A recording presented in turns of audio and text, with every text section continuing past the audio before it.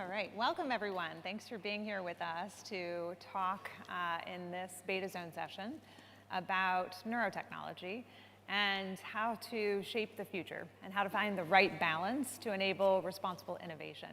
I'm Nita Farahani. I'm a professor of law and philosophy at Duke University and the co-chair of the Global Futures Council on Neurotechnology. And hello everyone, I'm Tom Oxley. I'm the founder of Synchron and co-chair of the Neurotechnology Council. So we're going to talk today about neurotechnology. So we're going to start with an overview of where the field's at right now. I'm going to start with the field of implantable neurotechnology, and then we'll move on to the field of consumer neurotechnology. So the field of implantable neurotechnology has been emerging over the past period of decades, actually, with demonstrations of implants that go into the brain that can be used for to treat conditions of patients in need where the body is not able to react to the brain. It's now emerging into the commercial realm, and there's now several companies globally that are on the cusp of commercial products, which is built on the back of decades of research. So we're going to cover some of those today. I have a company called Synchron, and so I'll give you a little description of how our technology is working. So the technology is for people who have various conditions. This is a range of people that we've treated who have ALS or motor neuron disease. Our technology in particular is implanted into the brain through a blood vessel and then implanted adjacent to the motor cortex. This is a brain-computer interface technology. And we're now about to embark on our third clinical trial in the United States and Australia. And the concept with the technology is that for people whose brains are still active but their bodies are failing, such as what happens with motor neuron disease, you can deliver a technology into the brain which acts like a sensor, and the technology is able to record activity that is brought on by the intention to move. And the concept here is to but replace what has traditionally been a range of mechanisms that able-bodied people engage with technology. So in this case, we're sending information to make clicks or push a cursor around the screen that replaces what the hand would typically do.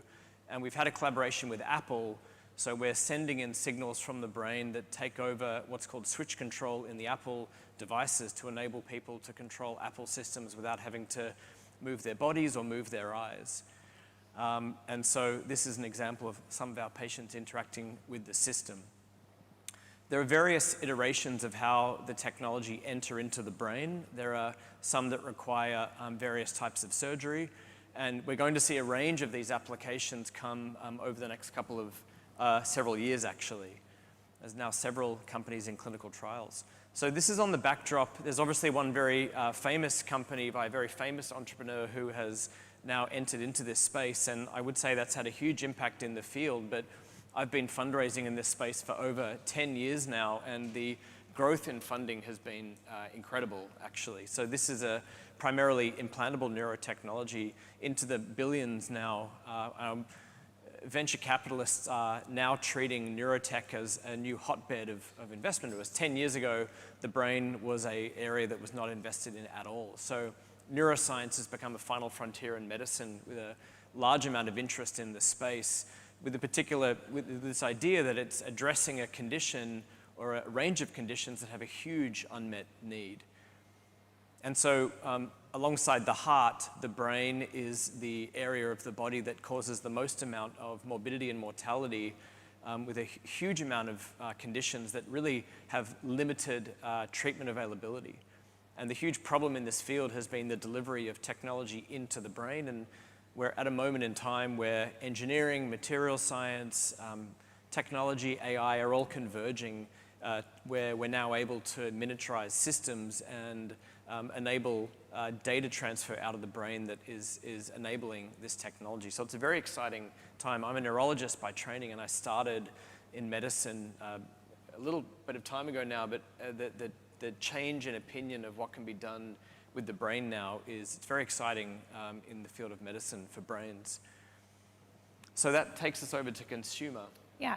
And so I've been studying this field from a very different perspective for a couple of decades now, and interested in trying to see when will this really impact the vast majority of us, because most people will not in our lifetime have an implanted device.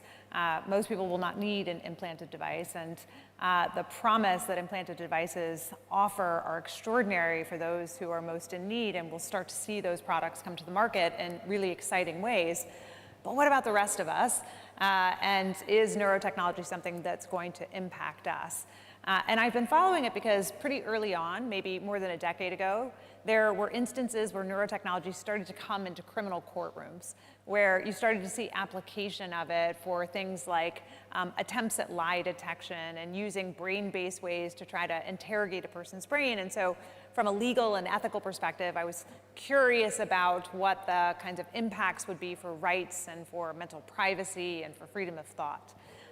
And it really wasn't until around 2018 that I saw a kind of major killer app, something that would make neurotechnology go more widespread for the rest of us. And that's at the moment in which I started to see companies with prototypes that were embedding brain sensors into everyday devices like a watch or a wristband or headphones or earbuds, turning multifunctional devices into devices that can also pick up on at least rudimentary brain activity.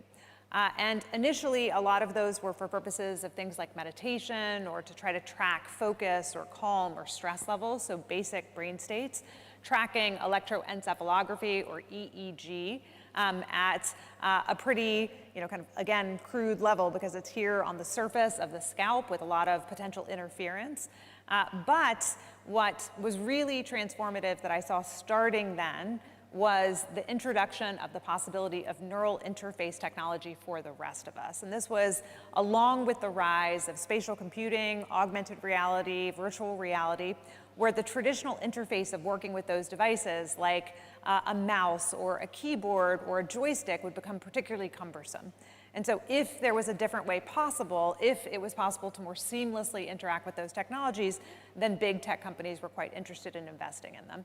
And already we see now here in 2025 that there are products on the market like the one on the left, which has EEG sensors that are embedded into the soft cups around ears that enable people to use it for purposes of focus and attention, or the product on the right, which is a lot like the Meta Neural Band, which was launched on September 30th in the United States. This is the first major tech company play into widespread neural interface for the rest of us. And again, this is not at all signal-wise like implanted neurotechnology. It's picking up instead on peripheral nervous system activity, basically neurons as they travel from your brain down your arm to your wrist, and muscle activity, the electrical activity there, picking up through EMG, electromyography. But in the recent demonstration by Mark Zuckerberg, what he showed was the ability to do things like type with very minimal movement, or thinking about just basic finger flicking or switching in order to interact with their new augmented reality glasses. And that, I think, is where the more widespread likelihood of affecting the rest of us is, and where you have convergence between the implanted world and the consumer wearable world. Very different purposes in different markets, sharing the broad umbrella term of neurotechnology. The challenge in this space is that in many ways it's a brand new frontier. Even though there's been research into this area for really decades and neuroscience has been around for a very long time, if you think about against the backdrop of social media, of a world of surveillance capitalism, of a lot of mistrust around misuse of technology and data, what you see is that there are quite a few people, even neurotechnology experts, who express some concerns about trust and mistrust within the space, and whether or not consumers will be comfortable adopting technology that could be extraordinarily promising for health and wellness, but also could present novel risks with respect to the capabilities of decoding mental states, even being able to decode intentionally communicated speech from some individuals in certain circumstances. And so the question is, in that world where in many ways it's been described as the last frontier of privacy, that is mental privacy, what is at risk? And what's at risk here is, the challenge to kind of profound concepts of freedom of thought and profound concepts of self-determination over brain and mental experiences. What's at risk as well, though, is that mistrust of an entire category of technology could prevent adoption and advancement in a field that could be transformative for human health and well-being and for human flourishing. Noticing just the sheer number of people who are suffering from neurological disease and suffering, if this is a field that has early missteps, if there is significant rejection of the technology writ large, it'll be very difficult to make true advancements in brain health and wellness, which is one of the most unmet areas of need within humanity. And so how do you try to do the kind of most important thing, which is how do you build trust in an area that has novel risks?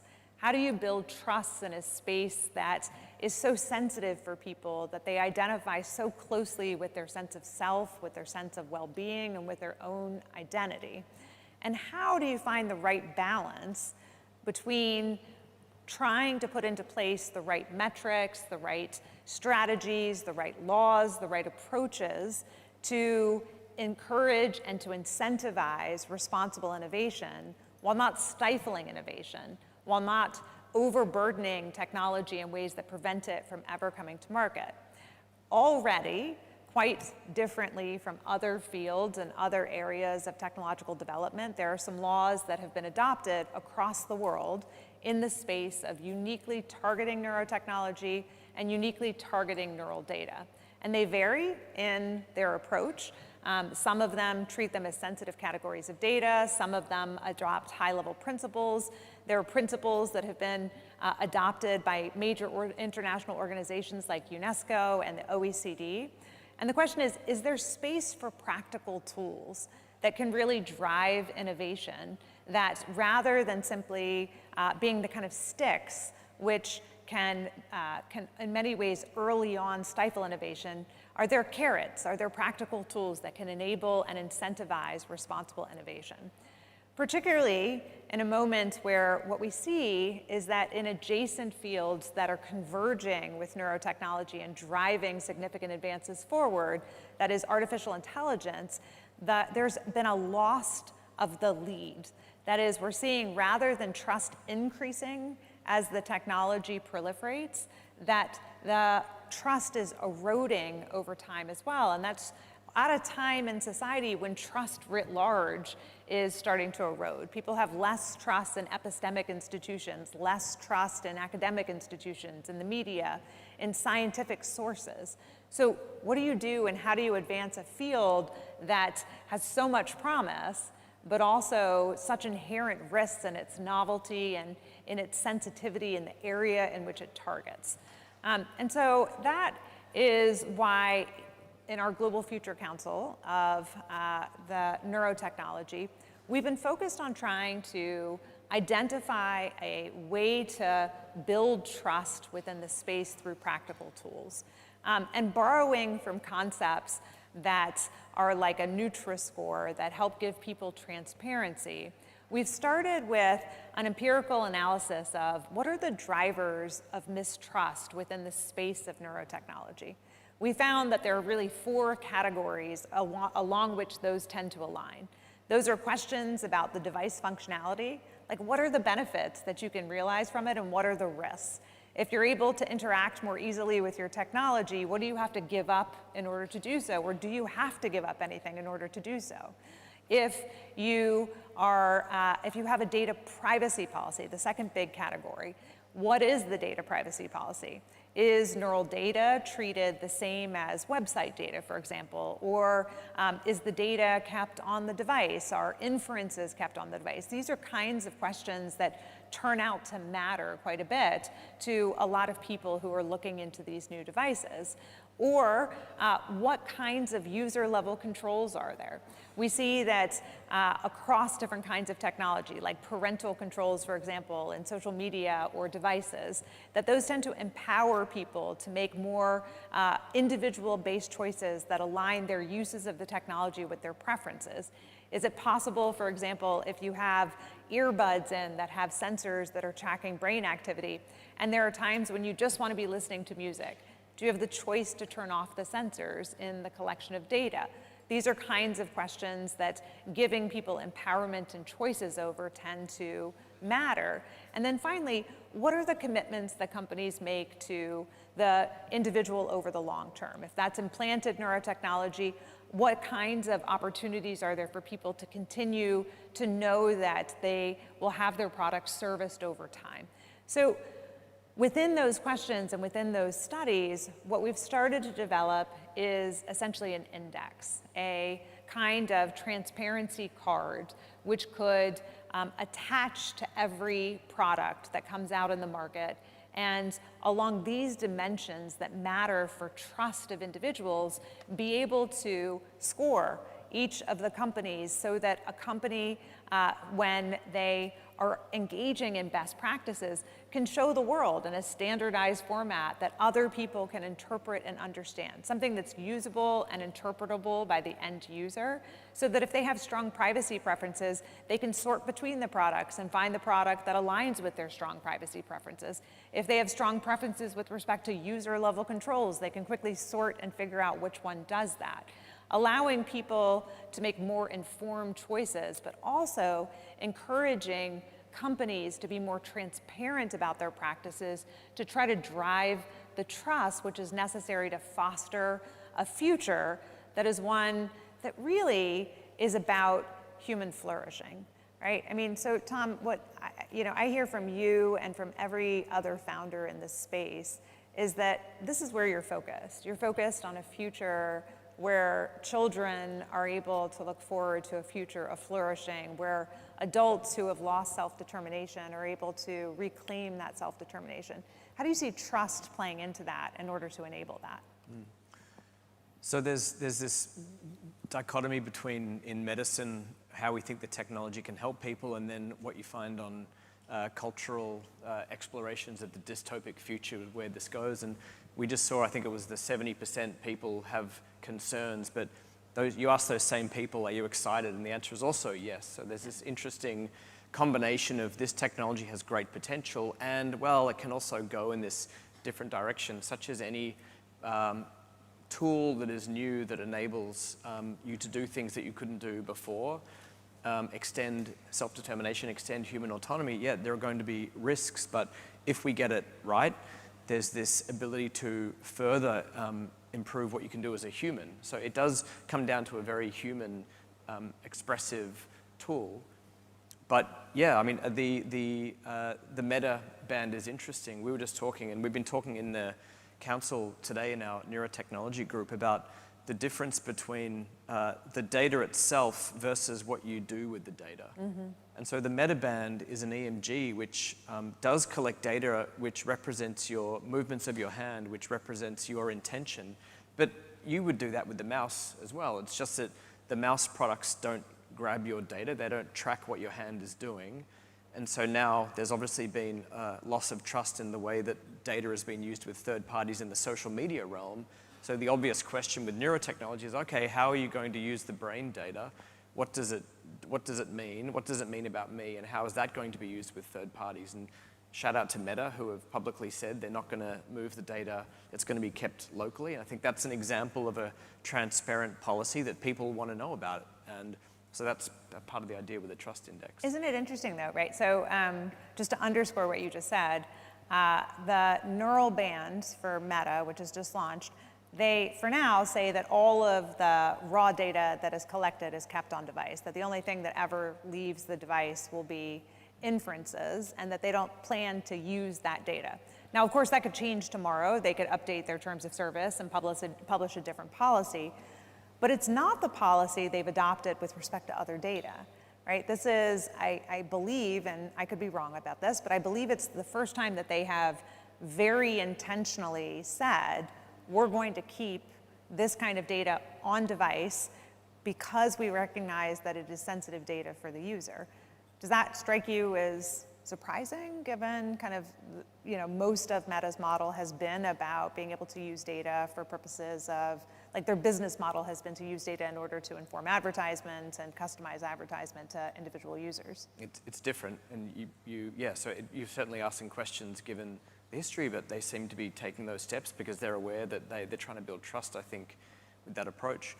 And so we're seeing in the field right now a well-intentioned push by some groups to try to provision or keep control of data or not allow data to be transferred as a blanket rule, which is, you can see why you'd want to do that, but if you do that, you then block innovation in the field. So this was somewhat addressed with the genetics revolution, where there's some lessons to be learned for how genetic data was treated. But companies will not be able to build products to help people if they have very restrictive conditions over how the data is treated. So it's a very nuanced space, and to get it right, we don't know what right looks like yet. Yeah. So, I mean, that's, I think, the real challenge, is just how do you strike the balance? Within the world of genetics, the Genetic Information Non-Discrimination Act in the United States was passed largely to enable sharing. The idea wasn't to try to lock down data. It was trying to recognize the particular areas that people were most worried about for misuse, to put into place protections against those misuse so that there could be research and medical-based sharing of genetic data in order to enable us to gain insights for medical and other health-based breakthroughs. And I think that's one of the questions that this field is really struggling with now, is how do you respect mental privacy of individuals and safeguard against misuse and harm that could come from having access to such sensitive data, while still being able to gain the insights to address the unmet needs of people who are suffering from neurological disease, from which we could learn so much about real-world data. Well, I know you all must have questions about some of what we have put here on the table, and we want to make sure that there's time for you to engage and ask questions about this. This is meant to be an introduction, but a conversation about, are there ways to use practical tools in society to foster trust, particularly in areas of emerging technologies? And what do you think about an approach like this one that would create transparency and opportunities for users to know more about the products along dimensions like data privacy and user-level controls and device functionality and commitments that the company has made to long-term data? Are there other areas that you would want to know about before using a neurotechnology device? So turning it to the audience for questions. And I'm not sure if somebody is running a mic back there. Okay, somebody will be running a mic, so simply raise your hand if you have a question, and if not, Tom and I are just going to keep talking because we love to talk with each other. Yeah. Maybe for you. Okay. With regard to a trust index, how do you think it could be most useful? What would a successful trust index look like in 5 to 10 years as we're trying to negotiate these challenges? I think it would be first and foremost different for the implanted world than it would be for the consumer neurotechnology world. And I think it's important to even have a trust index that helps people start to understand there is a difference between those fields. A lot of times in the media, what you see is a lack of a distinction between them. And the risks are different, not just medically, but also because implanted neurotechnology is an incredibly highly regulated field, going through incredibly detailed testing and clinical validation and safety and efficacy testing that raises very different questions and has very different users who, or patients who are eligible to use those products. Consumer-based neurotechnology fits more into the wearable world that we've all become more accustomed to. So many people wear smart watches or smart rings. They're used to giving a vast amount of personal data and being able to collect metrics about their sleep or their temperature or their overall basic health and functioning. And for those people, I think brain metrics will become increasingly a common metric that they are also measuring. And for that category, I see a trust index being quite powerful, especially in the early days, And what I would say is success for 5 years from now is consumers, who are kind of deciding, wow, this seems exciting and there could be a lot of promise here, but I'm nervous about my risk to my mental privacy. I'm worried that this product is snake oil and it doesn't really do what it says it does. To have an objective third-party system that they could turn to and trust and be able to sort through the decisions that are presented to them, and to have that work effectively and reliably, right? So not only do they rely upon it, but they are satisfied as a result of the choices that they make.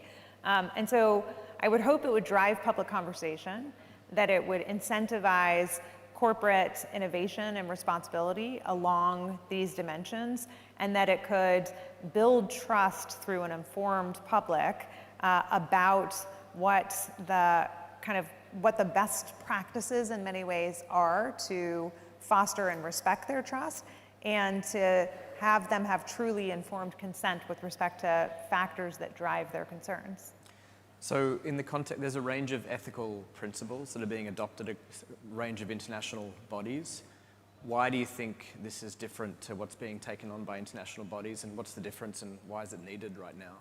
Yeah, it's a good question. I think it complements it. I don't think it replaces it, right? I think that there's an important role for soft law mechanisms to establish principles and guidelines. I think there's an important role for law, although as a lawyer, I would say sometimes we regulate too late and sometimes we regulate too early.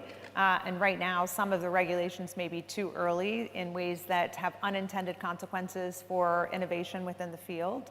And so practical tools, especially with a nascent industry, can oftentimes both help give really concrete guidance to companies and really concrete information to regulators and really concrete information to consumers.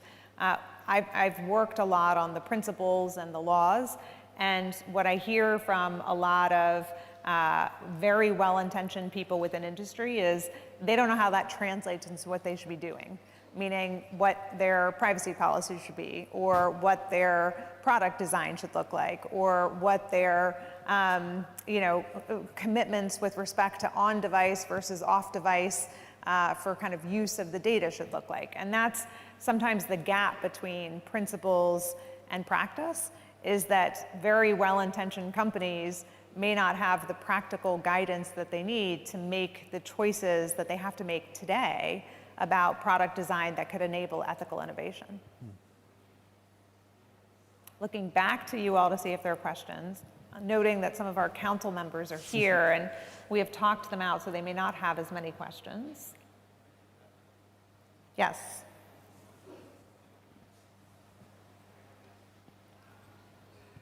Thank you so much. Thank you for this great discussion and this overview that you've provided, Nita and Tom. So I'm just thinking, so my name is Olivia Machabane and I'm coming from South Africa and I'm a neuroethics researcher there.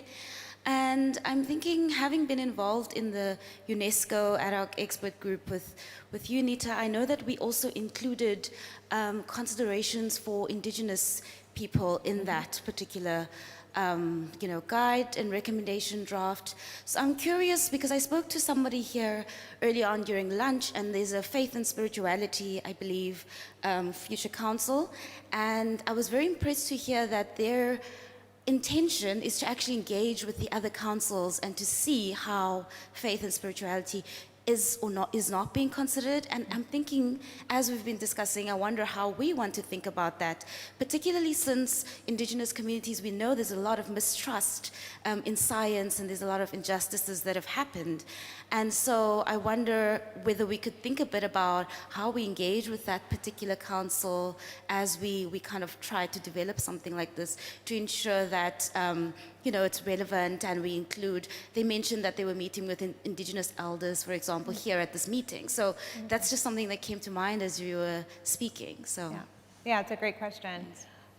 So first, I think for any practical tool like this one to work, the inclusivity of the design is crucial, right? And that means not just talking to neurotechnology experts in developing it, but really including as many voices as possible, including indigenous voices, voices of faith, voices of different cultures, reaching out globally to ensure that there are representation of different views. And we've done some of that work to date. We're still relatively early in the council, right? We started in March, it's October now.